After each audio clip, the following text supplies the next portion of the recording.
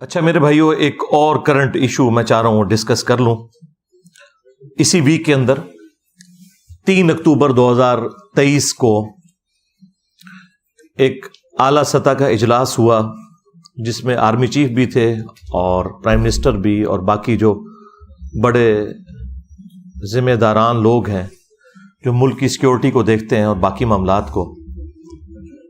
اس کے بعد ایک اعلامیہ جاری ہوا جو پوسٹ کی شکل میں ہم نے اس سے اگلے دن ہی اپنے آفیشیل یوٹیوب چینل میں ڈال دیا تھا پوسٹ کے طور پر.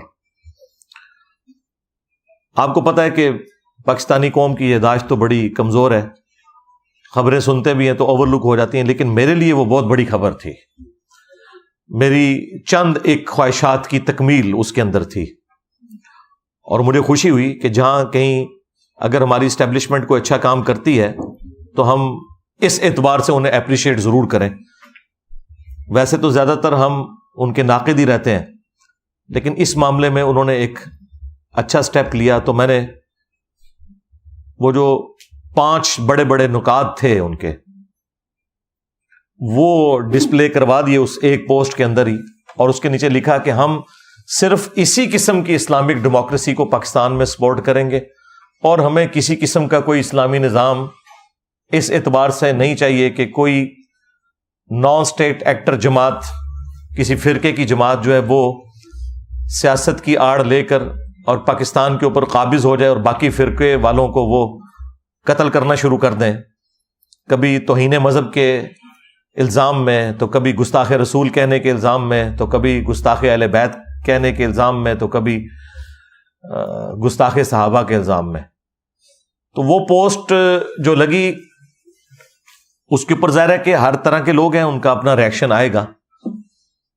کچھ لوگوں نے اسے اپریشیٹ کیا، کچھ لوگوں نے اس کے اوپر اپنے تحفظات کا اظہار کیا. تو میں چاہ رہا ہوں ایک تو وہ پوسٹ بھی ڈسکس کر لوں اور اس پہ جو لوگوں کی ریزرویشن ہے وہ بھی میں ان کو کلیئر کر دوں. 3 اکتوبر 2023 کو جو وہ اعلیٰ سطح کا اجلاس ہوا ہمارے سیکیورٹی اداروں کا، ان میں 5 جو بڑے بڑے پوائنٹ تھے جن کے اوپر انہوں نے ایگری کیا اور اسے اعلامیے کے طور پر جاری کیا. اس کی کورالریز میں اور پوائنٹ بھی ہیں لیکن بڑے پوائنٹس جو تھے وہ 5 ہی تھے. نمبر 1، ریاست سیاسی مقاصد کے لیے مذہب کی من پسند تشریح نہیں کرنے دے گی. دوبارہ سنیں، ریاست سیاسی مقاصد کے لیے مذہب کی من پسند تشریح نہیں کرنے دے گی. اس سے مراد وہ تمام سیاسی جماعتیں ہیں جو مذہب کی آڑ میں اپنے فرقے کا ایجنڈا لانچ کرتے ہیں اور دوسرے لوگوں کی زندگیوں کو ونریبل کر دیتے ہیں. اب ان جماعتوں کے نام لینے کی ضرورت نہیں ہے، وہ اللہ کے فضل سے یا اللہ کے غضب سے پوری قوم کو پتہ ہے، کیونکہ اس کی تکلیف پوری قوم اٹھا رہی ہے، خواہ مسلمان ہو یا کافر ہو. پاکستان میں رہنے والے ان مذہبی جماعتوں کے شر سے کوئی بھی محفوظ نہیں ہے. حتیٰ کہ حال یہ ہے کہ یہاں پہ کسی ریلیجس پرسنالٹی کو بھی اگر جان کو خطرہ ہوتا ہے تو دوسری مذہبی جماعت سے ہوتا ہے، کسی کافر سے نہیں ہوتا. اور پھر وہ امن حاصل کرنے کے لیے یورپ اور امریکہ میں یعنی کافراں دے ملک ٹر جاندے نے. وہ ایک کافراں دا ملک وہ ہے جتھے تہاڈی جان بچی ہوئی ہے، یا کافراں دا ملک وہ ہے کہ جدھر آپ کو ہر وقت یہ دھڑکا لگا رہتا ہے کہ کوئی عشق رسول کے نام کے اوپر آپ کا سر تن سے جدا نہ کر دے. یہ مسلمان ملک ہے، وہ اسلامی ملک ہے. چند ایک باتوں پہ آپ کو اختلاف ہو سکتا ہے. اگر احترام جان اور احترام مال نہیں ہے تو ہم نے چاٹنا ہے اس قسم کی گورننس کو، اور پاکستان میں یہی ہے. آپ اگر رفع الیدین سے نماز پڑھ رہے ہیں کسی مسجد میں یا اونچی آمین کہتے ہیں تو آپ کو کسی ہندو سے، کرسچن سے خطرہ نہیں ہے کہ وہ آپ کو مسجد میں گالیاں دے یا مسجد سے دھکے مار کے نکال دے. ان سے خطرہ ہے. آج آپ ایک نان مسلم کو اسلام کی دعوت دیتے ہوئے نہیں ڈرتے، اور نہ آپ کو اس سے کوئی خطرہ ہوتا ہے، کیونکہ آپ کو پتا ہے کہ یہ سنے گا کہ یہ ہمارا دین ہے، وہ اپنا پوائنٹ آف ویو سامنے رکھے گا. لیکن کسی مسلمان کو قرآن کی آیت بتاتے ہوئے یا بخاری مسلم سے نماز کا طریقہ بتاتے ہوئے، رکوع میں جاتے وقت اور رکوع سے اٹھتے وقت رفع الیدین، آپ ڈرتے ہیں کہ یہی کتے کی طرح مجھے کاٹ نہ لے. یہ کتے کی مثال قرآن میں آئی ہے علماء سو کے لیے، سورۃ الاعراف میں، بلعام بن بورا کے بارے میں. اور سورۃ نبی داؤد کے اندر بھی نبی علیہ السلام نے فرمایا میری امت میں ایسے گروہ پیدا ہوں گے کہ جس طرح باولا کتا کسی کو کاٹ جائے اس کے ایک ایک ریشے تک اس کا اثر پہنچ جاتا ہے نا، اس قسم کی بدعت ان گروہوں میں پیدا ہو جائیں گی. تو یہ کون سا باولا کتا ہے جو کسی مسلمان کو کاٹ جائے اور اس میں بدعت پیدا ہو جائے؟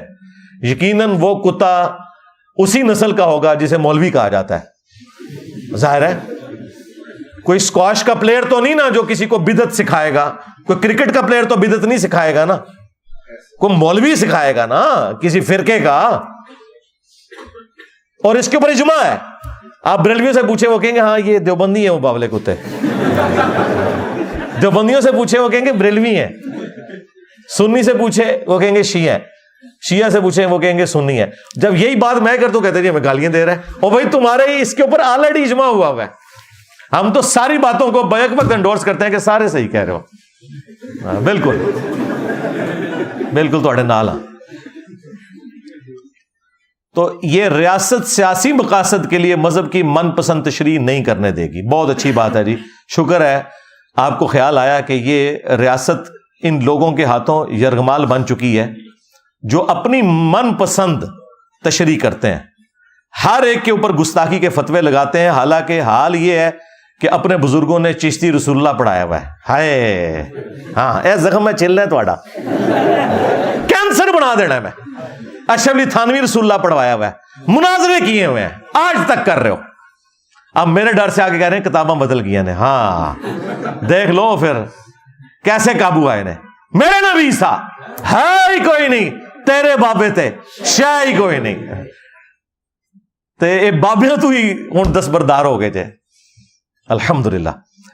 دوسرا پوائنٹ اس میں تھا کہ کسی بھی شخص یا گروہ کو طاقت کے زبردستی استعمال کی اجازت نہیں دی جائے گی. کسی شخص کو یا کسی گروہ کو قانون کو ہاتھ میں لینا، طاقت کے ذریعے کسی سے کوئی چیز منوانا، اس کی اجازت نہیں دی جائے گی. اچھا یہ ساری باتیں آلریڈی ہمارا ایک آئینی حق ہے جو ہمارے کانسٹیٹیوشن میں لکھا ہوا ہے.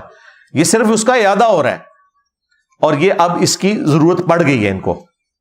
چلیں ہمارا بھی ساتھ بھلا ہو جائے گا اس حوالے سے. تو بالکل ہم کہتے ہیں، ہم تو شروع دن سے کہہ رہے ہیں کہ صرف فوج کا کام ہے کہ وہ جہاد اور قتال والے معاملات کے اندر لے کے چلے، اور ود ان کنٹری پولیس کا کام ہے جو سول ایجنسی ہے، یا کبھی یہاں سول گورنمنٹ نے رینجرز کو بلانا ہو تو وہ بلائیں. ادروائز کسی سیاسی یا مذہبی جماعت کا یہ کام نہیں ہے کہ وہ اپنا جہادی ونگ بنائے اور اس کے ذریعے جہاد کس کے خلاف کرے؟ مسلمانوں کے خلاف. ہاں فرانس تک تو انہوں نے پہنچ نہیں سکنا، یورپ تک تو پہنچ نہیں سکتے. یہاں نہ ہمارے بینک چھوڑتے ہیں یہ، نہ ہماری گاڑیاں چھوڑتے ہیں، نہ ہمارے مکان چھوڑتے ہیں. میں نے آج تک کوئی عاشق رسول نہیں دیکھا سو کالڈ جو لبیک یا رسول اللہ کہہ کے اپنے موٹر بائک کی ٹینکی میں جو ہے نا وہ آگ لگا دے. تو آڈے موٹر سائیکل ساڑن کے اے ندی حالت ہے. تو کسی کو اجازت نہیں دی جائے گی کہ وہ اس طریقے سے زبردستی یہ کرے. اب یہ لادہ بات ہے کہ یہ سارے کام ہماری اسٹیبلشمنٹ کی مرضی سے اور ان کی سرپرستی میں ہوتے رہے.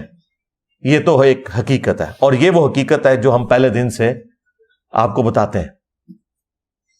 آج جو آ کے ہماری پوسٹوں کے نیچے کامنٹس کرتے ہیں پی ٹی آئی کے لوگ، نون لیگ کے لوگ، ایسے لوگوں کو شرم کرنی چاہیے. تم لوگ مجھے بتاؤ گے کہ اسٹیبلشمنٹ کا سیاست میں کوئی کردار نہیں ہونا چاہیے؟ سب سے زیادہ اسٹیبلشمنٹ کے ہاتھوں جو لوگ یوز ہوئے ہیں وہ ہمیں بتائیں گے. بھائی ہم تو اس وقت تمہیں سمجھا رہے تھے جب تمہارا پرائم منسٹر جو ہے وہ اسٹیبلشمنٹ کے ساتھ مل کے مخالفین کو جیلوں میں گزارا تھا. آج وہ خود جیل میں گیا تو تمہیں یاد آ گیا کہ فوج کا سیاست میں کوئی کردار نہیں ہونا چاہیے. 2018 کے الیکشنز کو کس طرح مینج کیا گیا، 2014 کے دھرنے کیسے ہوئے، اس وقت تم لوگوں کو خیال نہیں آیا. آج ہمیں بتا رہے ہیں جی علی بھائی اسٹیبلشمنٹ کو آپ یہ سپورٹ کر رہے ہیں، ان کا تو یہ کردار ہے. مجھے بتا رہے ہیں دیکھو ہم تو 2012-13 کی میری ویڈیوز یوٹیوب کے اوپر اپلوڈ ہیں جب آپ لوگوں کو پتہ ہی نہیں تھا، اور اس وقت ہماری جہادی تنظیم میں ایسٹ ہوتی تھی فوج کا. جماعت الدعوہ باقی تنظیمیں، میں اس وقت بھی ان لوگوں کے خلاف بولتا تھا کہ یار یہ کام غلط ہو رہا ہے، یہ تمہارے گاٹے فٹ ہوں گے.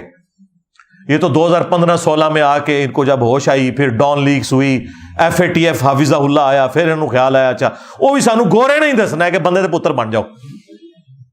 گوروں نے جب ان کو بتایا تلوار لٹکی تو پھر ان کو خیال آیا کہ نہیں یار یہ تو اب کام بڑھ گیا، اب ہم نے یہ کام نہیں کرنا. پھر ضرب عزم شروع ہوا، رد الفساد شروع ہوا، اور یہ کرتے کرتے اس لیے آپ دیکھیں جب یہ لوگ سیم پیج پہ تھے نا، چیئرمین PTI اور ان کی جماعت اور اسٹیبلشمنٹ، 2021 کے اندر جب ان سارے لوگوں کی گردنوں میں سریے تھے، اس وقت میرا انٹرویو ریکارڈ کیا تھا حقیقت TV والوں نے، اور اس وقت حقیقت TV خود ان کا ایک ماؤتھ پیس تھا، آپ سمجھ لیں اسٹیبلشمنٹ کا. تو میں نے ان کو انٹرویو میں یہ بات کی تھی کہ میرے انٹرویو میں آپ نے کٹنگ نہیں کرنی، میں جو کچھ بولوں گا اس کا وزن خود اٹھاؤں گا، کیونکہ میں اسٹیبلشمنٹ کے ٹکڑوں پہ کبھی نہیں پلا، نہ میں نے ان سے کبھی کوئی چندہ لیا ہے کہ مجھے کسی کا ڈر ہو اس حوالے سے. تو انہوں نے کہا جی بالکل، وہ میرے اسٹوڈنٹ تھے، انہوں نے ریگارڈ کیا. آپ میرا وہ انٹرویو بھی نکال کے دیکھیں، اس وقت بھی میں نے یہ بات کی ہوئی ہے کہ اب ہماری پالیسی کچھ بہتر ہوئی ہے، لیکن ابھی بھی فوج کو سیاست سے الگ ہو جانا چاہیے، اور انہوں نے کٹنگ نہیں کی. یہ ساری چیزیں میں نے اس وقت بھی ہائی لائٹ کی تھی. اب تو خیر پوری قوم ہی کہہ رہی ہے نا، کیونکہ پیچھے ایک PTI بچ گئی تھی، اس کے ساتھ تو جو کچھ ہو گیا، وہ تو پیپلز پارٹی اور نون لیگ کو بھی اپنے بیانیے میں پیچھے چھوڑ گئی ہے اینٹی اسٹیبلشمنٹ میں. تو ان کو بھی سمجھ آ گئی، لیکن ان کو اس وقت سمجھ نہیں آتی تھی. لیکن پھر 9 مئی ہو گیا، 99 پہ سانپ کاٹ گیا. ہاں، اتنی مشکل سے معاملات بیک فٹ پہ گئے تھے، 99 پہ سانپ کاٹ گیا. پھر اسٹیبلشمنٹ پورا مونسٹر بن کے سامنے آ گئی، اور اب وہ سیاسی جماعتیں بھی، جو جماعتیں اینٹی اسٹیبلشمنٹ تھیں، اب وہ بھی ترس کھا رہی ہیں. نہیں جی دیکھو جی PTI والوں نے زیادتی کر دی، تو اب کیا کرے بیچاری فوج. اب بھی بیچاری کر کے خود PTI جو اس وقت مزے لے رہی تھی، اب وہ کہہ رہے ہیں جی ہمارا تو کوئی تعلق نہیں. تو یہ جو 10,000 بندہ اندر پکڑا ہوا ہے، یہ نون لیگ کا بندہ ہے. ہم لوگ نہیں ان کی شکلیں پہچانتے. یہ کون لوگ ہیں جو آگ لگا رہے تھے فوجی تنصیبات کے اوپر جا کے؟ مس میرج تو ہوا ہے. جب ان کو اس کی ہیٹ فیل ہوئی تو اب انہوں نے اعلان برات کر دیا، لیکن وہ معاملہ تو اب بگڑ گیا. اور دیکھ لیں جتنے مولوی یہ خان صاحب کو پھونک چڑھاتے تھے، ایک بندہ بھی ان کی حمایت میں سامنے نہیں آیا.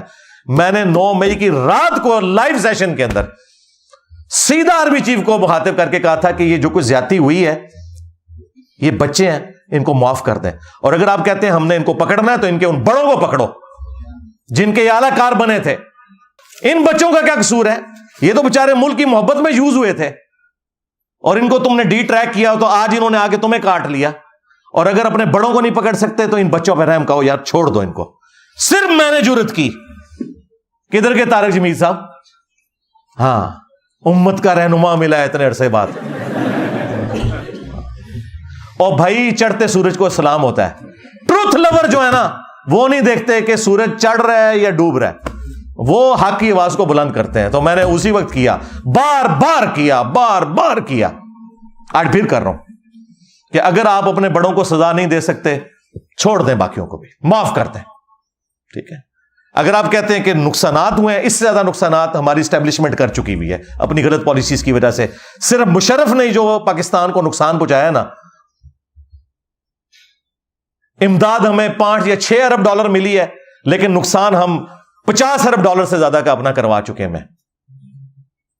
تو بس ٹھیک ہے یار، اگر تمہارے بڑوں نے اتنا نقصان کیا ہے، یہاں پہ عوام سے بھی کوئی تھوڑا بہت کوئی مس ہینڈل ہو گیا تو ٹھیک ہے یار، درگزر کرو. اور اگر اپنے بڑوں کو سزا نہیں دیتے، ان کو سزا دیتے ہو، تو ظاہر ہے پھر عوام میں کبھی بھی تمہارے لیے محبت کے جذبات پیدا نہیں ہوں گے. یہ تو ہم صرف سمجھا رہے ہیں، ہم نے کوئی پارٹی نہیں بنانی، جتھا نہیں بنانا، روڈ بلاک نہیں کرنی، صرف زبان سے کہنا ہے. مانیں گے ٹھیک ہے، نہیں مانیں گے تو اپنی مرضی. خان صاحب کو بھی ہم بہت سمجھاتے تھے کہ آپ یہ غلط طرف جا رہے ہیں، نہیں سمجھ آئی. اب ان کو سمجھ آ گئی ہے، لیکن اب فائدہ نہیں ہے. مجھے تو وہ اب چھوٹتے ہوئے نظر نہیں آ رہے. جس کیس میں ان کو ڈال رہے ہیں وہ سائفر کیس میں، تو وہ جسٹیفائی ہوں گے سزا دینے میں بھی، لے جائیں گے اس طرف. تو مجھے تو نہیں نظر آ رہا، لیکن اللہ کرے کو معاملات بہتری کی طرف جائیں. ہم تو صرف دعا ہی کر سکتے ہیں، سیدھی سی بات ہے. اچھا، اس میں 1-2 باتیں اور بھی کر دوں، باقی پھر 3 پوائنٹ میں کور کر کے سے کلوز کرتا ہوں ٹاپک کو. ایک تو یہ ہے کہ یہ بڑی چیز ہے انصاف کے لیے کہ آپ اپنے بڑوں کو بھی سزا دیں, اس کے بعد پولیٹیکل لیڈرز یا ان کے ماننے والوں کو سزا دیں. یہ پہلی میری ڈیمانڈ ہے. دوسری ڈیمانڈ میں جو اکثر کرتا رہا ہوں مختلف ویڈیوز میں, 14 اگست کے اوپر تو اکثر میں یہی بات کرتا ہوں کہ ہر کوئی خدا کے لیے اپنا کام کرے. یعنی یہ جو ہمیں ایک شوق چڑھا ہوا ہے عدلیہ کو کہ وہ آ کے پارلیمنٹ میں دخل دے, فوج جا کے عدلیہ میں دخل دے, اور عدلیہ جا کے جو ہے وہ فوج کے معاملات کو دیکھے, کبھی ان کو سپورٹ کرے, کبھی خلاف ڈسیزن دے دے. بھائی اپنے اپنے کام کرو, ہر بندہ اپنا کام کرے تو ملک آگے چلے گا. ادروائز دوسرے کے کام میں اگر آپ لچ فرائی کریں گے تو بھائی آپ اپنا کام بھی صحیح طریقے سے نہیں کر سکیں گے. اور اس کے لیے میں نے کہا تھا کہ ملک میں اگر آپ نے اسٹیبلٹی لانی ہے تو آپ ایک چارٹر لکھ لیں, چارٹر آف ڈیموکریسی. اس میں بھلے اسٹیبلشمنٹ بیٹھے, فوج بھی بیٹھے, عدلیہ بھی بیٹھے, پولیٹیکل لیڈرز بھی بیٹھے, ساری جماعتوں کے, اور یہ ڈیسائیڈ کر لیں کہ ہماری اکانومی کی لائن اب آندہ 25 سال کے لیے 5 دفعہ جو اسمبلیاں اپنا وقت پورا کریں گی, ہماری اکانومی کی لائن یہی رہے گی. کوئی سیاسی جماعت دوسری سیاسی جماعت کے اوپر اکنامک پالیسی کا بلیم نہ دے, سارے مل کے پالیسی بنائے کہ آج اگر پی آئی اے کو ہم نے پرائیویٹائز کرنا ہے تو کرنا ہے. یہ نہیں ہے کہ پی ٹی آئی جو ہے وہ بیچ میں اپنا لچ فرائی کر دے کہ نہیں نہیں یہ ہو زیادتی ہو رہی ہے, جب خود آئے تو پھر اور بات کرنا شروع کر دیں, نون لیگ کی حکومت آئے تو اور بات کرنا شروع کر دیں, اور جب اپوزیشن میں جائے تو اور بات کرنا شروع کر دیں, صرف پوائنٹ سکورنگ. یہ کام نہ ہو, ایک ڈیسیژن ہو, سارے اسے فالو کریں.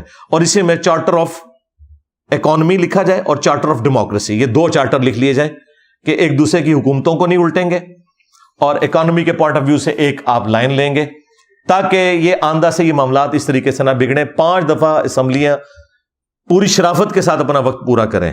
اس طریقے سے نہیں کہ آپ پرائم منسٹرز کو کبھی پوری قوم کو آپ نے لگایا کہ جناب یہ اتنا بلینز آف ڈالرز جو ہے وہ فلاں لیڈر لے گیا اور اینڈ پہ آپ کو ایک اقامہ ملا. ٹھیک ہے, تو میں کہتا ہوں یار یہ کروڑوں روپے ملک کے ضائع کیے, اگر اقامہ ہی نکالنا تھا اس میں سے. ٹھیک ہے, تو اس طرح کرنے کی بجائے نا آپ اصول اور انصاف کے اوپر معاملات کو لے کے چلیں, بجائے یہ کہ اپنے پولیٹیکل گینز کے لیے آپ کبھی مذہبی جماعتوں سے دھرنے کروائیں, پھر انہیں پیسے بانٹیں.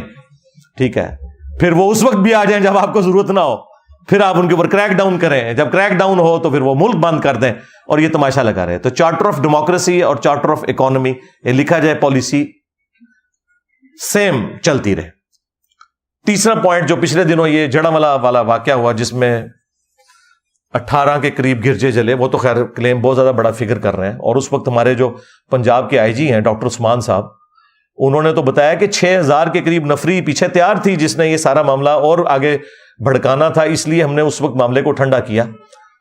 تو مجھے اس وقت بھی بڑا یعنی غصہ آیا اس کے اوپر کہ یار یہ قوم کس طرف جا رہی ہے. بہرحال اب انہوں نے وہ جن 6000 بندے تھے ان کی لسٹیں پوری بنا لی ہوئی ہیں, انہوں نے وہ ایک ایک کر کے ساروں کو قانون کے کٹہرے میں لے کے آئیں گے.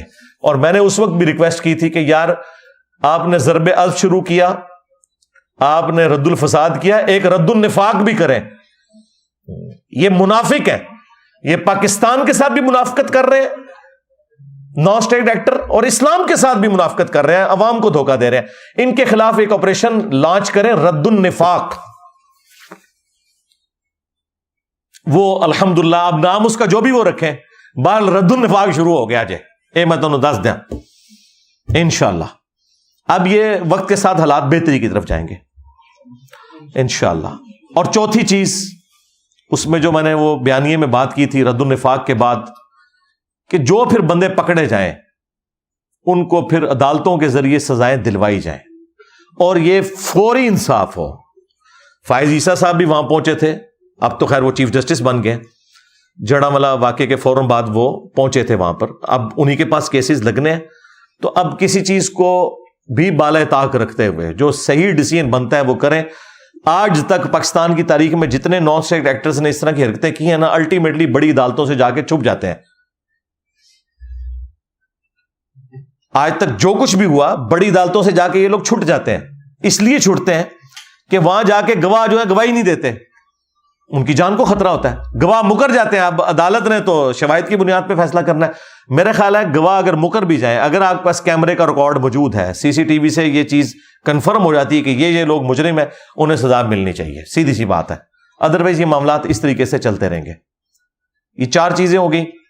اور 5ویں چیز میں نے کہا تھا کہ یہ خیر میرا ایک ذاتی شغف ہے, یہ آپ کی مرضی ہے, چاہے تو سافٹ ویئر اپڈیٹ کر دیں ان کا, تو چاہے کوئی ایک مولوی سٹی بنا دیں, جس طرح جو ہے وہ اٹلی میں ویٹیکن سٹی بنا اور مولویوں کو کہا کہ بھئی ادھر لڑو بھیڑو جو کچھ کرنا ہے, ادھر جا کے خیر ان کا بھی ڈانگ نکل گیا.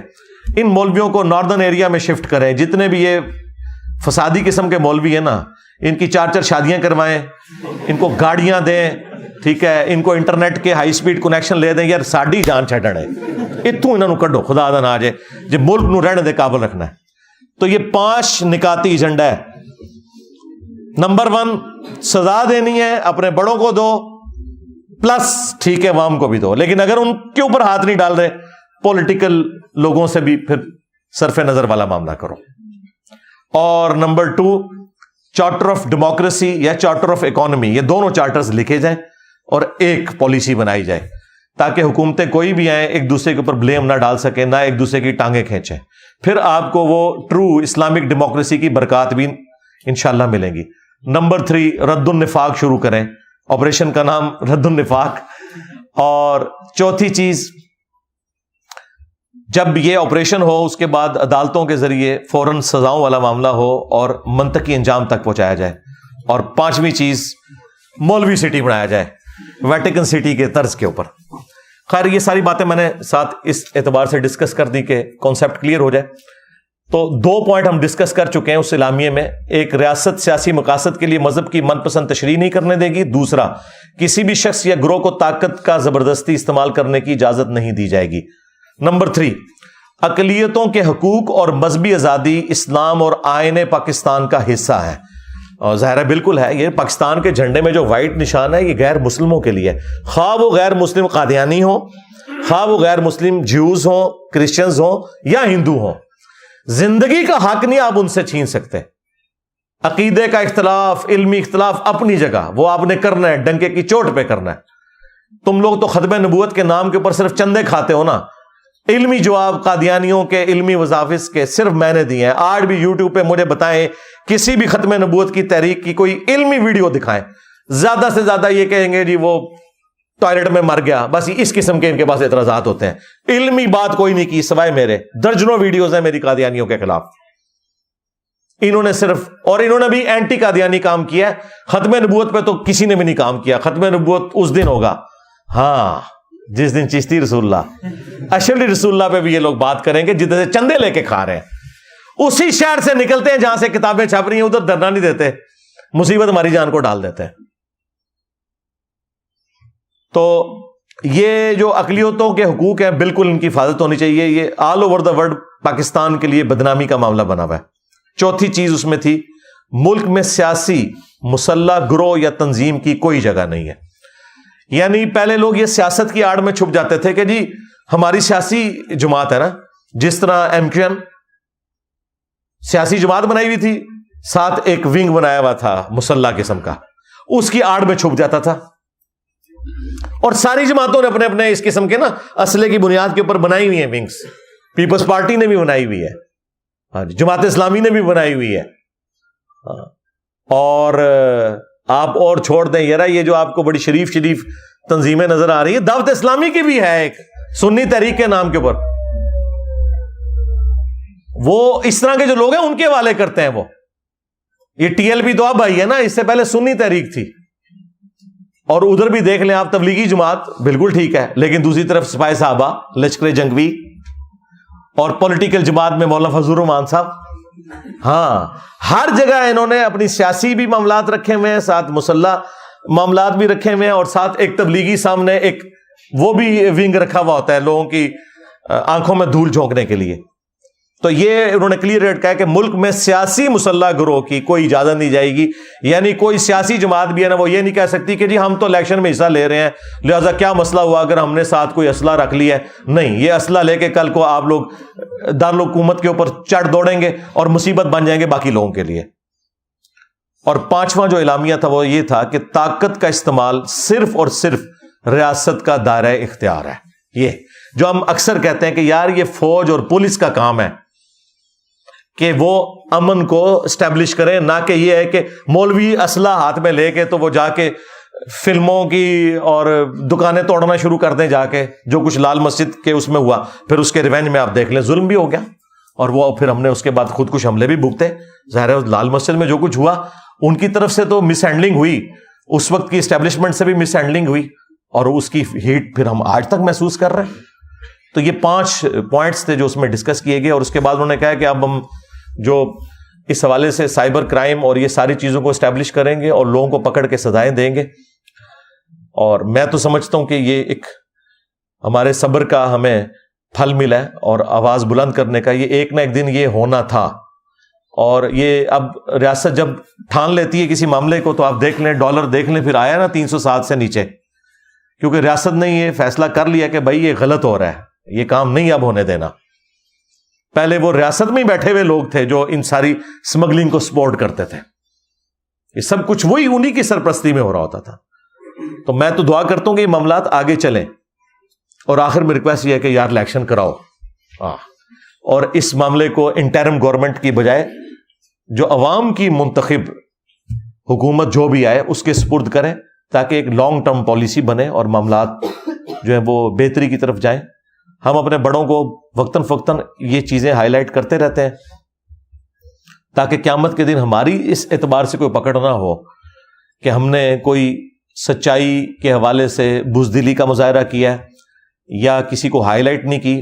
اور بڑوں کے لیے تو میں اکثر وہ حدیث بیان کرتا ہوں کہ بخاری اور مسلم دونوں میں حدیث ہے کہ سب سے برا اگر کوئی گڈریا ہے تو وہ ہے جو کسی جگہ کا حکمران ہے. جس طرح گڈریا بھیڑ بکریوں کی حفاظت کرتا ہے نا، اس طرح حکمران عوام الناس کے اوپر ایک اللہ تعالی کی طرف سے مقرر کیا گیا ہے. اگر اس نے انصاف نہ کیا تو جنت کی خوشبو بھی نہیں پائے گا. یہ حدیث بخاری مسلم میں ہے کہ حکمران نے اگر انصاف نہ کیا تو جنت کی خوشبو بھی نہیں پائے گا. یہاں تو لوگوں کو شیروانی پہننے کا، بیج لگانے کا بڑا شوق ہوتا ہے، لیکن ان کو پتہ نہیں ہے کہ یہ سیدھا سیدھا جہنم کما رہے ہیں اگر انہوں نے اس پوسٹ کے ساتھ حق نہیں ادا کیا. قیامت کے دن ان لوگوں نے کہنا ہے کہ ہم گمنامی کی موت کسی فٹ پاتھ پہ مر جاتے نا وہ بہتر تھا، ہم آرمی چیف نہ بنتے، ہم پرائم منسٹر نہ بنتے، ہم چیف جسٹس نہ بنتے اگر انہوں نے انصاف نہ کیا. تو انہوں نے آخرت میں کہنا ہے کہ یا اللہ ہمیں تو کسی فٹ پاتھ پہ مار دیتا، ہماری لاش کو کوئی دفنانے والا نہ ہوتا، کم از کم آخرت کے عذاب سے تو بچ جاتے. لیکن دوسری طرف اگر آپ انصاف کرتے ہیں تو وہ بھی بخاری اور مسلم دونوں میں حدیث ہے کہ 7 قسم کے لوگ ہیں جنہیں اللہ کے عرش کا سایہ نصیب ہوگا. ان میں سے پہلا شخص وہ ہے جو عادل حکمران ہے. پھر انعام بھی پھر اسی اعتبار سے ہے. ایک اور حدیث ہے بخاری اور مسلم میں، تم میں ہر ایک نگہبان ہے اور اس سے اس کی رعیت کے بارے میں پوچھا جائے گا. پھر نبی صلی اللہ علیہ وآلہ وسلم نے فرمایا کہ ایک حکمران اپنی رعایا کے اوپر حاکم ہے، اس سے اس کے بارے میں پوچھا جائے گا.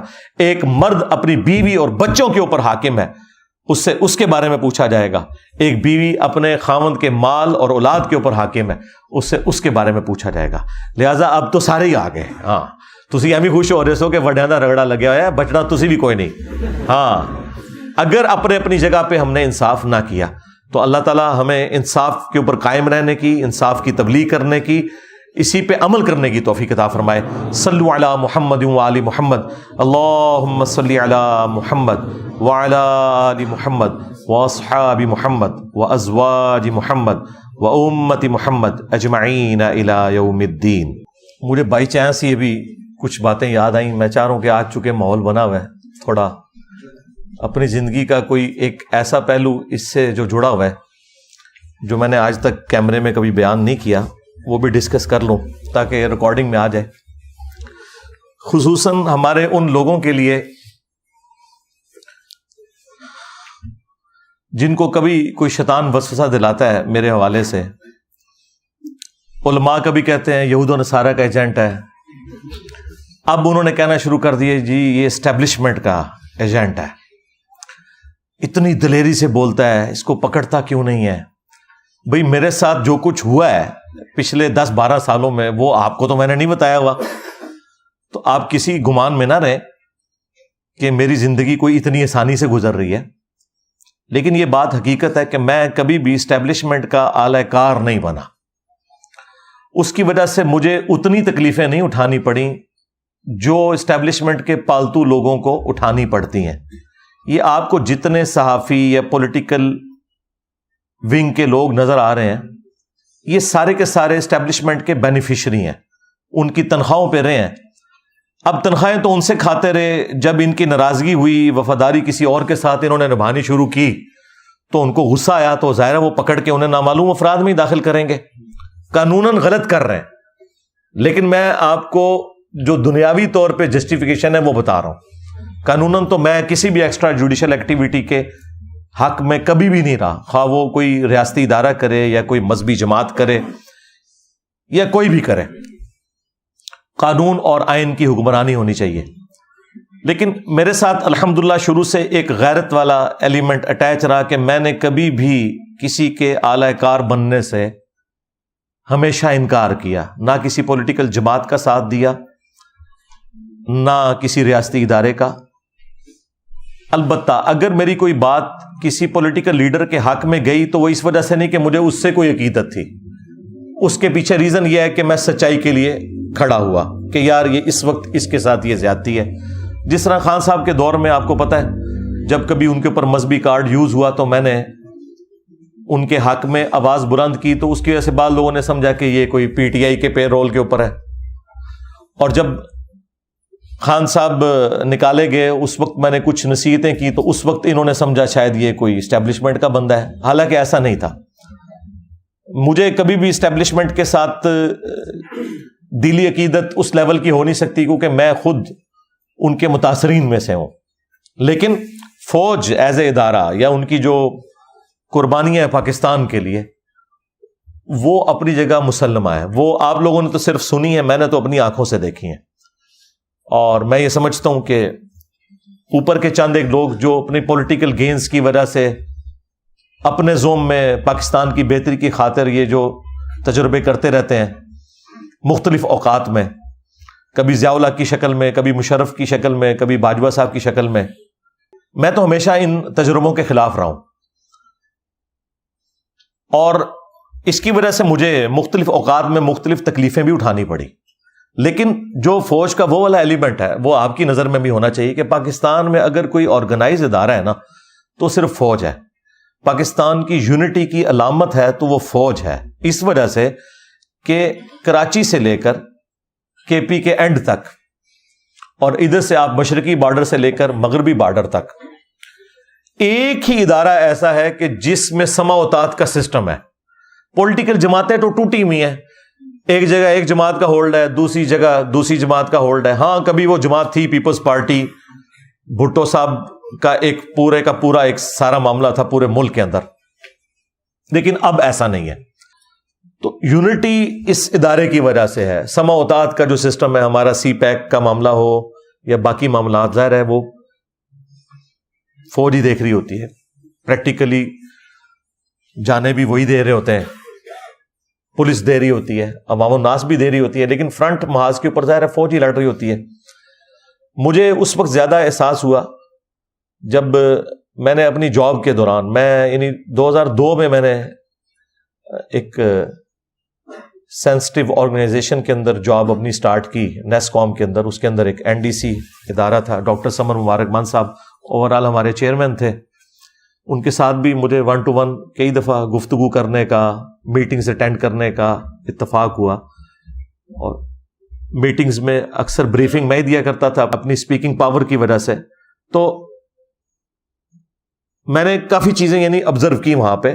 اپنے اداروں کے اعتبار سے تو خیر ہمارے اٹامی انرجی کے جتنے بھی ادارے ہیں عام لوگ تو ان کے بارے میں اچھا گمان رکھتے ہیں اور کسی حد تک درست بھی ہے، لیکن اتنے بھی کوئی دودھ کے دھلے ہوئے نہیں ہیں. یہاں پہ بھی ظاہر ہے جو ایک حرام خوری والا معاملہ ہے وہ یہاں پہ بھی موجود ہے، اس بڑے لیول پہ نہیں لیکن چھوٹے لیول پہ تو ہے. لیکن اوور آل لوگ کمیٹڈ ہیں، اس میں کوئی شک نہیں. میں نے ڈاکٹر سمر مبارک صاحب کے ساتھ یعنی جو وقت گزارا، میں نے جو سب سے بڑی چیز دیکھی، میں نے انہیں کبھی بھی نہیں پایا کہ وہ یعنی اقامت سے پہلے مسجد میں پہلی صف میں نہ ہو، خواہ وہ فجر کی نماز ہو، گرمیوں کی فجر کی نماز میں بھی وہ بندہ آدھا گھنٹہ پہلے مسجد میں پہلی صف میں بیٹھا ہوتا تھا۔ اس کے بعد پھر عرفان برنی صاحب بنے اور باقی لوگ جتنے ہمارے، ماشاءاللہ مجھے کافی کلوزلی ان لوگوں کو دیکھنے کا موقع ملا۔ وہیں پر مجھے جو چیز آبزرو ہوئی، جو میں کبھی بھی باہر رہ کے نہیں کر سکتا تھا، وہ فوج کا وہ پہلو ہے جو آپ لوگوں کی نظروں سے اوجھل ہے، اور وہ یہ ہے کہ پاکستان کی جتنی بھی یہ سینسٹیو آرگنائزیشن یا ان کی سائٹس ہیں جو پہاڑوں میں بنی ہوئی ہیں، پاکستان کے جو میزائل پروگرام کی سٹوریج، باقی ساری چیزیں ایس پی ڈی کے through, A S F C کے تھرو، یہ ساری سیکیورٹی فوج دیکھتی ہے ہماری ساری سائٹس کی، اور وہ سائٹس کلومیٹرز پہ پہاڑوں میں پھیلی ہوئی ہیں، اور وہ پہاڑ وہ ہیں کہ جہاں پہ صدیوں سے کبھی کوئی آبادی بھی نہیں تھی، اب وہاں سائٹس بنی سیکیورٹی کی وجہ سے۔ اب ظاہر ہے کہ وہ سائٹس تو بن گئی ہیں، لیکن وہ تو اماج گاہ ہیں سانپوں کی، خنزیر وہاں پہ عام پھرتے ہیں، اور اس کے علاوہ بھی کئی ایک موذی قسم کے جانور۔ سائٹس تو اب بن گئی ہیں، ظاہر ہے وہ شام کے وقت وہ ساری چیزیں وہاں جمع بھی ہو جاتی ہیں۔ کئی بار ایسا ہوا کہ ہمارے ڈرائیورز یا سیکیورٹی گارڈز کے کمروں سے سانپ بھی نکل آتے تھے، ظاہر ہے پہاڑوں کے اندر ہے، اب کتنی آپ صفائی کر سکتے ہیں، اتنا کچھ مینج کریں۔ تو مجھے وہاں جا کے احساس ہوا، ورنہ میں یعنی کوئی، چونکہ بڑوں کی پکچر میرے سامنے تھی نا، میں تو شروع سے ایک ڈیموکریٹک قسم کا بندہ ہوں، تو مجھے پالیٹکس میں جو فوج کا کردار ہے نا، یہ کبھی بھی اچھا نہیں لگا۔ اور بچپن میں ہم بھی یعنی اسی قسم کے جذباتی پاکستانی تھے، ہمیں سمجھ ہی کوئی نہیں تھی۔ جب 1988 میں بے نظیر آئی اور ان لوگوں نے IJI بنوائی، اور ہم لوگ بھی وہ جتنے وہ گندے قسم کے نعرے ہوتے تھے اسکول لیول پہ ہم بھی لگایا کرتے تھے، ہم سمجھتے تھے کہ مسلم لیگ کو یا یہ اسلامی جمہوری اتحاد کو سپورٹ کرنا یہ اسلام کی سپورٹ ہے، اور یہ جو ہے پتہ نہیں کوئی کافر ہے بے نظیر جو ہم پہ مسلط ہو گئی ہے۔ وہ تو پھر ہمیں بعد میں پتہ چلا کہ یہ تو بڑے لوگوں کی گیمیں تھیں، اور وہ 90s کی تو پوری گیم جو پیپلز پارٹی اور مسلم لیگ کی جو یہ تماشا چلتا رہا، یہ ان بچوں نے نہیں دیکھا کہ جو صرف خان صاحب کی باتیں سنتے ہیں، اس لیے ان کو نہیں پتا کہ دوسری جماعتوں نے بھی اپنے اپنے وقت میں کیا کیا تکلیفیں کاٹی ہیں، ایک دوسرے سے بھی اور اسٹیبلشمنٹ سے بھی۔ پھر انہوں نے آ کے چارٹر آف ڈیموکریسی لکھا تھا۔ یہ تو آج بڑا سکون ہے اس اعتبار سے، جو کچھ 90s میں ہوتا رہا، 1.5-2 سال بعد حکومت الٹ جاتی تھی اور یہ سارے معاملات ہوتے تھے، ہمیں بھی اس وقت سمجھ نہیں تھی، لیکن جب سمجھ آئی تو مجھے پتا چلا کہ یار یہ تو سارے کا سارا مسئلہ جو ہے وہ ایک ادارے کی وجہ سے خراب ہو رہا ہے۔ تو میرے دل میں ان کے لیے کبھی بھی کوئی اس طرح کا نرم رویہ یا جذبہ نہیں تھا۔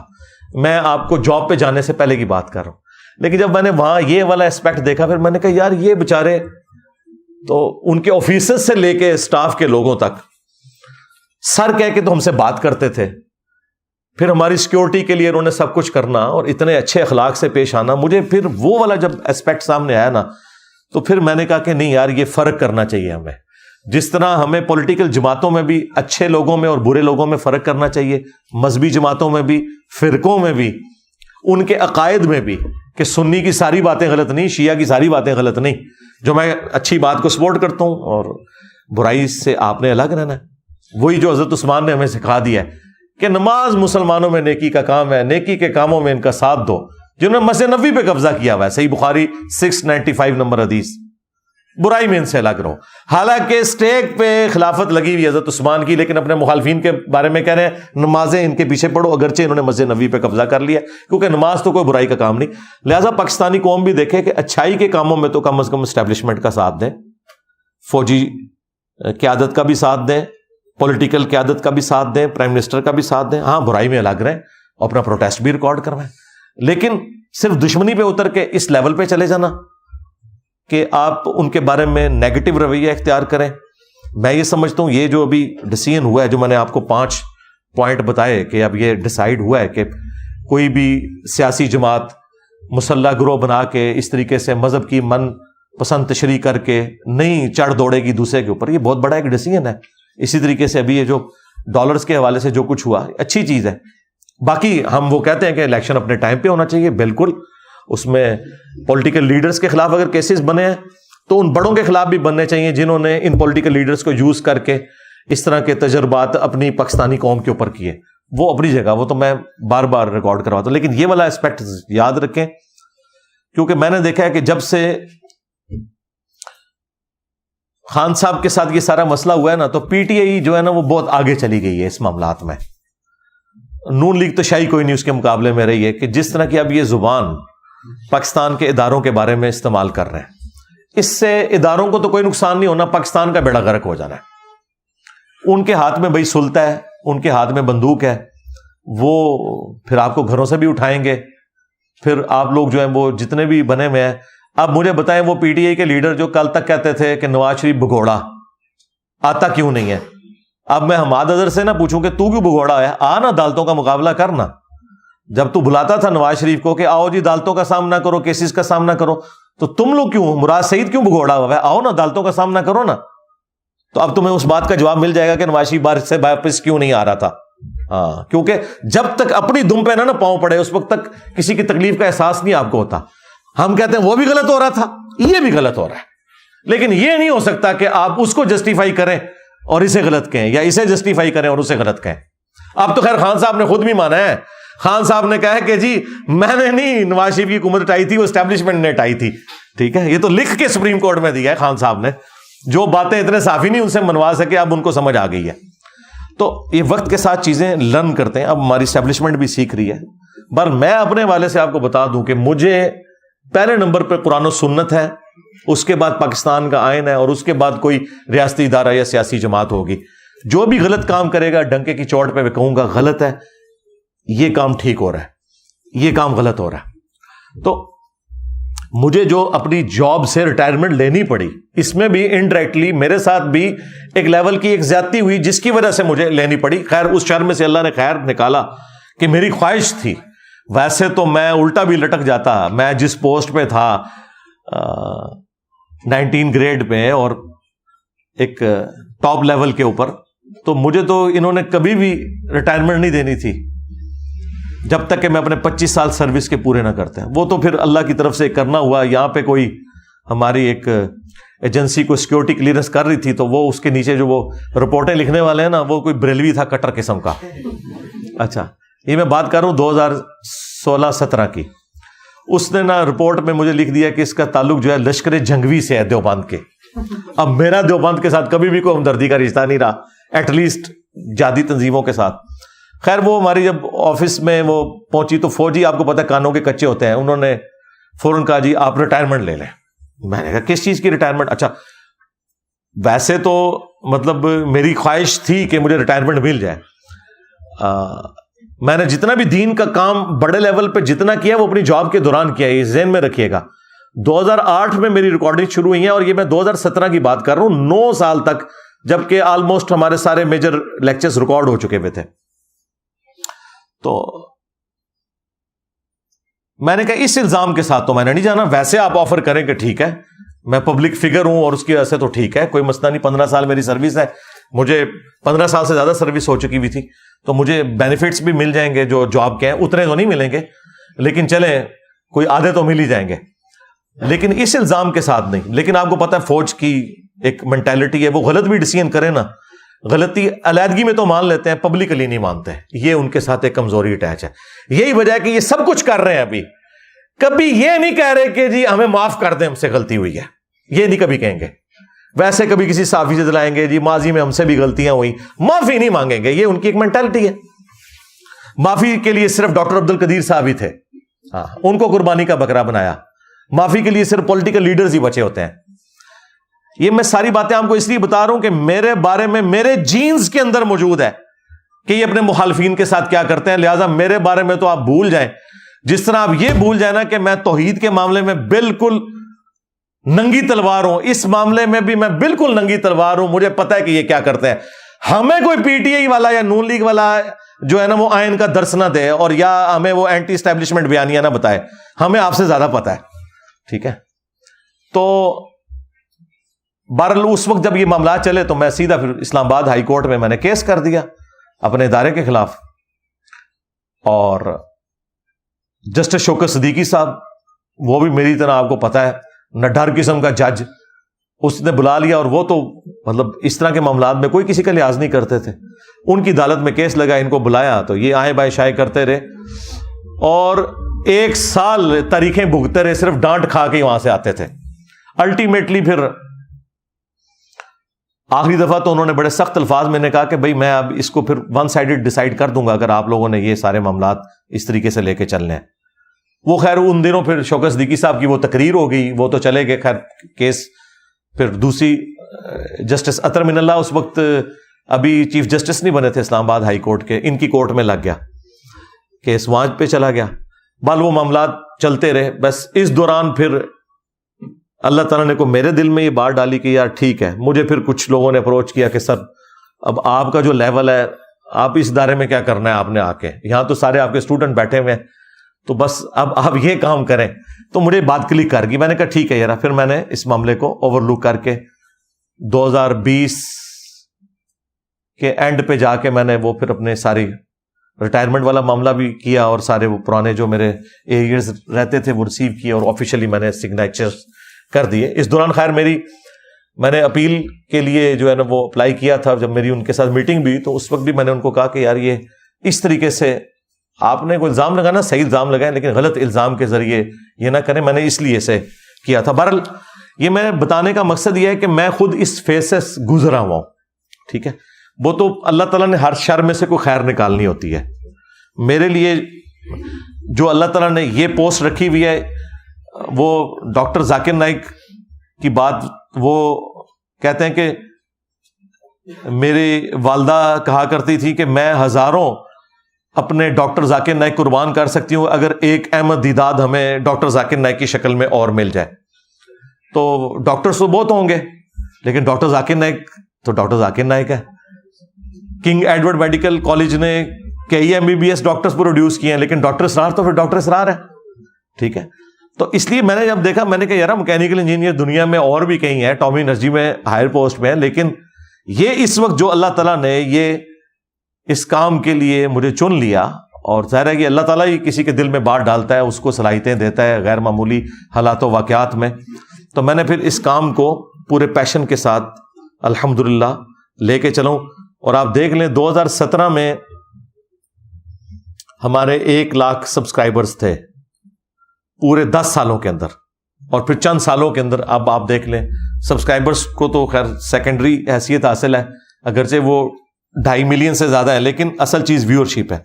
آج آپ دنیا میں ریلیجن پہ بات کریں تو آپ کو پتہ چل جائے گا کہ وہ فرقے جن کی تعداد کروڑوں میں ہے, وہ مولوی جن کے پیچھے کروڑوں اس فرقے کے لوگ کھڑے ہیں, ان کو کتنی دنیا سنتی ہے دین کے لیے, اور ہمارے پلیٹ فارم کو کتنی دنیا سنتی ہے دین کے لیے, یہ آپ کے سامنے ہے.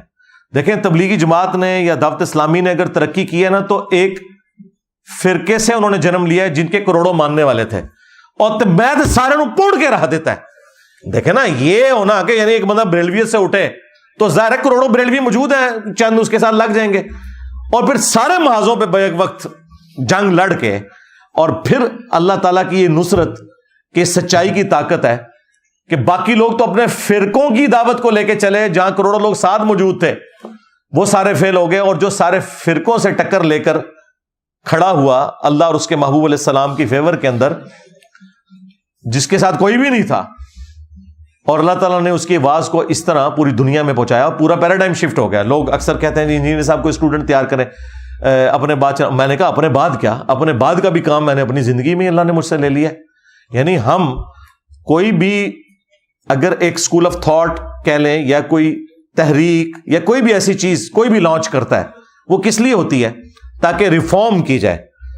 تو اس پلیٹ فارم کی برکت سے تو پوری نیشن ہی, پوری مسلمان قوم ریفارم ہو گئی ہے. وہ کہتی ہے کہ بھائی ہمیں بتانا ہے قرآن و سنت میں کیا لکھا ہے, لے جاؤ بابے سائڈ پہ. تو یہ سب سے بڑی چینج ہے. اگر کوئی مجھے ایک لائن میں پوچھے نا چینج کیا ہے, اب لوگ کہتے ہیں 10 لکھیا کتھے ہی, ہاں کتنے لکھے ہے, بس یہ بات جب بھی کوئی بریلوی دیوبندی اہل حدیث شیعہ اپنے مولوی سے پوچھے 10 کتنے لکھے ہے, تو یہ چینج ہے. اس سے بڑی اور چینج کیا چاہیے؟ اس طرح کی چینج تو پہلے کبھی نہیں آئی تھی. تو یہ وہ ریفارم ہونا ہے.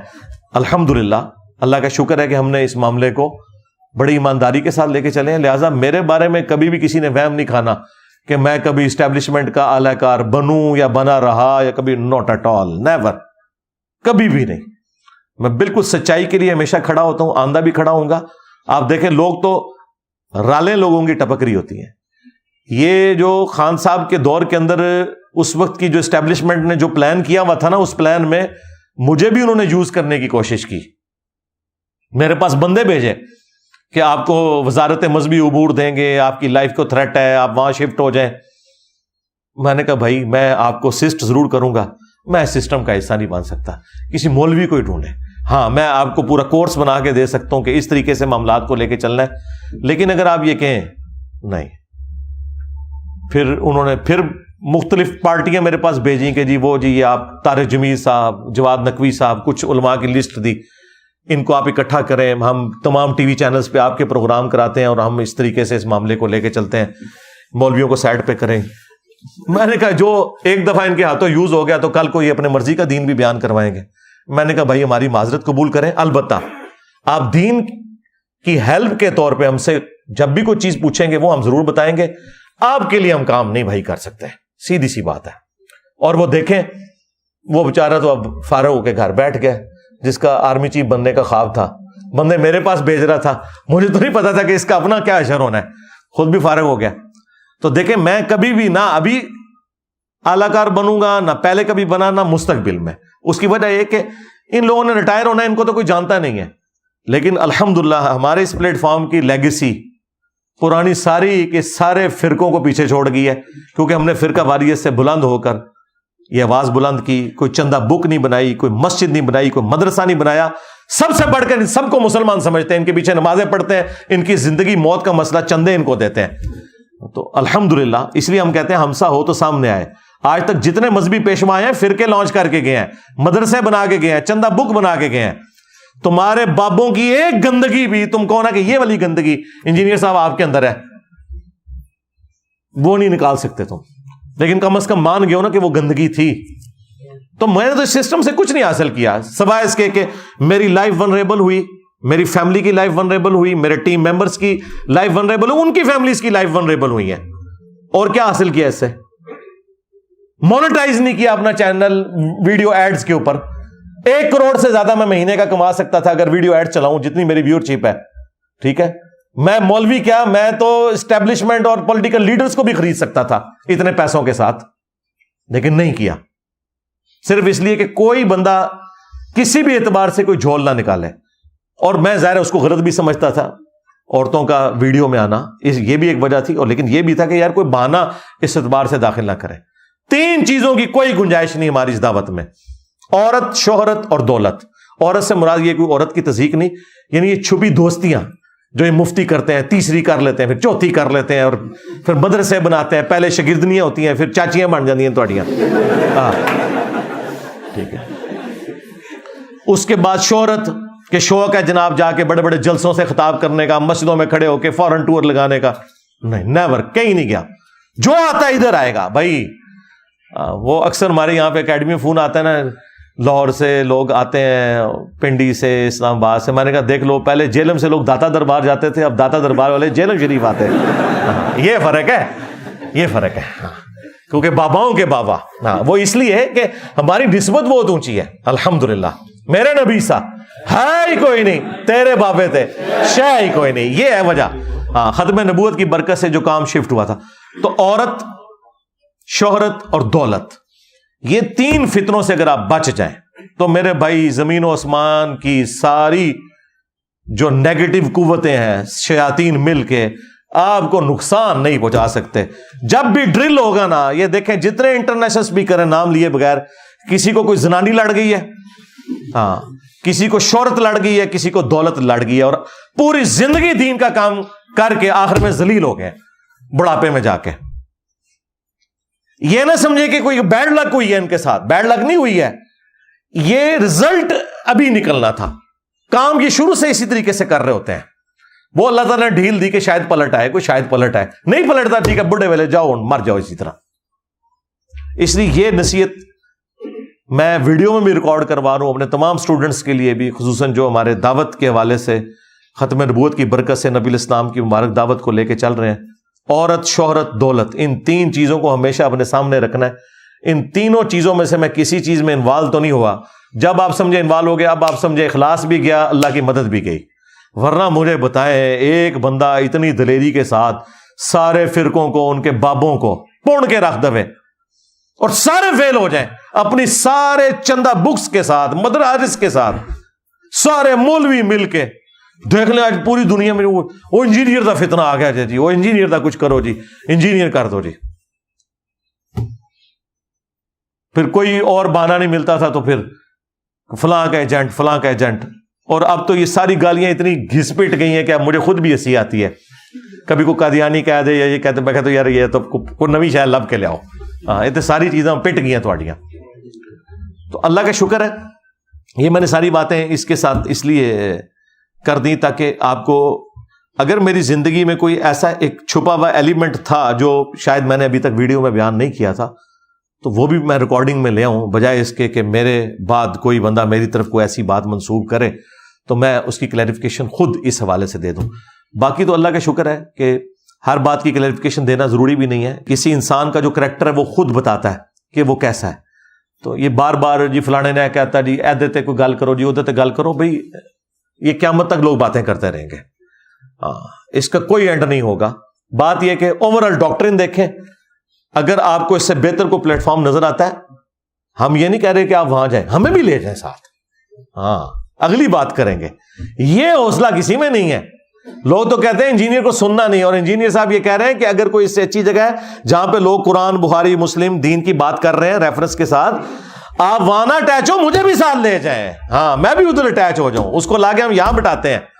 ہاں تو یہ اس لیے کہ بھی ہم اپنی کاز کے ساتھ مخلص ہیں.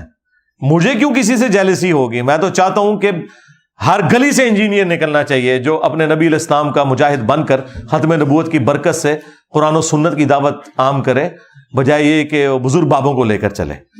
سیدھی سی بات ہے. صلو علی محمد وآل محمد، اللہم صلی علی محمد وعلی آل محمد واصحاب محمد وازواج محمد وامت محمد اجمعین الی یوم الدین. اللہم انی اسألک بانک انت اللہ لا الہ الا انت الاحد الصمد الذی لم یلد ولم یولد ولم یکن له کفوا احد وإلہکم الہ واحد لا الہ الا هو الرحمن الرحیم. الف لام میم. اللہ لا الہ الا هو الحی القیوم. اللہم صلی علی محمد وعلی آل محمد. اللہم ربنا آتنا فی الدنیا حسنہ وفی الآخرۃ حسنۃ وقنا عذاب النار. ربنا آتنا من لدنک رحمۃ وہیئ لنا من امرنا رشدا. اللہم اغفر لحینا ومیتنا وشاہدنا وغائبنا وصغیرنا وکبیرنا وذکرنا وانثانا. اللہم من احییتہ منا فاحیہ علی الاسلام ومن توفیتہ منا فتوفہ علی الایمان. اے اللہ، جن جن بھلائیوں کا سوال تیرے محبوب صلی اللہ علیہ وآلہ وسلم نے تجھ سے کیا، ہمارے حق میں، ہمارے ماں باپ کے حق میں، ہمارے بیوی بچوں کے حق میں، پوری امت کے حق میں قبول منظور فرما. جن جن چیزوں کے شر سے تیرے محبوب صلی اللہ علیہ وآلہ وسلم نے تیری پناہ طلب کی، تمام مسلمانوں کو ان تمام چیزوں کے شر سے اپنی پناہ عطا فرما. بالخصوص چائنا، کشمیر، انڈیا، فلسطین، یمن، عراق، شام، پاکستان، افغانستان، جہاں کئی مسلمان کس پرسی کی زندگی گزار رہے ہیں، غیب سے ان کی عزت، آبرو، جان و مال کی حفاظت فرما. حاضرین کے دلوں میں جو جو نیک اور جائز دعائیں ہیں قبول منظور فرما. حاضرین کے جو چھوٹے بڑے رشتہ دار فوت ہو چکے ان کی مغفرت فرما. جو زندہ ہیں ان کو اپنی موت سے پہلے قبر و آخرت کی تیاری کرنے کی توفیق عطا فرما. جو بیمار ہیں انہیں شفائے کلی عطا فرما. یہ تمام دعائیں تمام مسلمانوں کے حق میں قبول منظور فرما. اے اللہ، ہمارے ملک پاکستان کی خیر فرما، اندرونی اور بیرونی خطرات سے محفوظ فرما، پورے عالم اسلام کی خیر فرما. سبحان ربک رب العزت عما یصفون وسلام علی المرسلین والحمد للہ رب العالمین وصلی اللہ علی النبی الکریم وعلی آلہ واصحابہ اجمعین الی یوم الدین. آمین.